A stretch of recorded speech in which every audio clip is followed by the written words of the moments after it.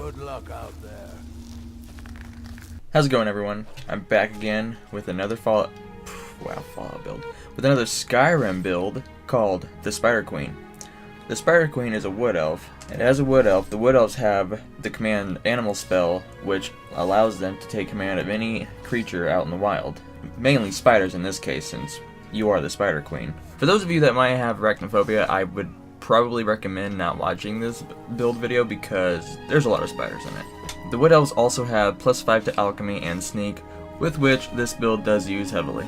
Once you're out of Helgen, I recommend that you immediately go get the lever stone. That way you can level up all of your perks gradually at the same time instead of just one set category being leveled up faster than the others. And then after you get the lever stone and level up a lot, the in-game stone I recommend you having would be the Arachnophobia stone. Now, the Spider Queen doesn't really play well with others, but she is a master at manipulating those around her to get what she wants. The factions that the Spider Queen are going to join are the Stormcloaks, the Dark Brotherhood, the Vampire Lords, and the College of Winterhold. Now for this build, the way I had the stat placements organized, I did 30% in Magicka, 50% in health, and 20% in stamina. You're not going to be running around a whole lot with this build. You're mostly going to be sneaking around, attacking people from the shadows, so you don't really need a whole lot of stamina. You're mostly going to be focusing your attacks with your melee weapon and your spider scrolls, so I believe you didn't really need a whole lot of Magicka for this build. Now I'm going to quickly go ahead and get into the gear of the build. The whole armor set that this character is going to be wearing is the Falmer armor set. I thought this aesthetically went really well for how I was trying to portray the character, and also I recommend that you fortify all the armor pieces with fire resistance and one-handed, if anything. For the ring, I went with the Ring of Namira. I thought this went really well with the build because you're the Spider Queen, so you're basically used to eating people. So yeah, it worked out really well. For a necklace, I would recommend just smithing yourself up one. That way you can increase your smithing, and then you also have a necklace to enchant, and I would recommend enchanting that necklace to help increase your fire resistance since you are going to be a Vampire Lord for this build. I only did it because the glowy eyes, I can't resist them. So you heard me mention earlier that the Spider Queen uses melee weapons and spider scrolls. And I would recommend using the poison spiders because they look really cool and they just do a whole hell of a lot of damage to your enemies. For your melee weapons though, you're going to be going with the Mace of Malai Ball and the Blade of Woe. Or the Dagger of Woe. It's the Blade of Woe, come on. Now with the armor and the weapons and above all gear out of the way, I'm going to go ahead and start talking about the perks now. Starting off, we have the Conjuration Tree. You want to go from Novice all the way up to Master. Get both of the Summoner perks, Necromancy, Dark Souls, and Twin Souls. That way you can have 2 undead spiders with you, and then you could also have your spider scrolls all sprawled out too. I believe I had up to about 20 spider scrolls active at one time. And then you'll run into a bug, kind of. But that's golden. If you attack one of your spider scrolls, then your game would basically lock up and then crash.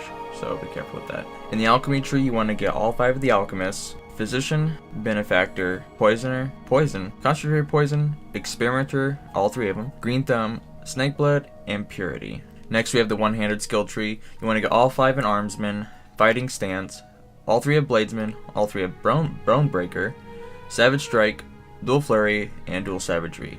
Now, I've never played a build where I mostly utilized dual wielding, like with the Dual Flurry and the Dual Savagery, and for me it is actually super effective, and I highly recommend it. If you've never tried it before, give it a try. Under the heavy armor tree, you want to get all 5 of Juggernaut, Well Fitted, Fist of Steel, Tower of Strength, Matching Set, Reflecting Blows, Cushioned, and Conditioning. Next in the enchanting tree, all 5 of Enchanter, Insightful Enchanter, Corpus Enchanter, Extra Effect, Soul Squeezer, Soul Siphon, and also grab that Fire Enchanter. That way you can help block off the fire damage since you are a Vampire Lord.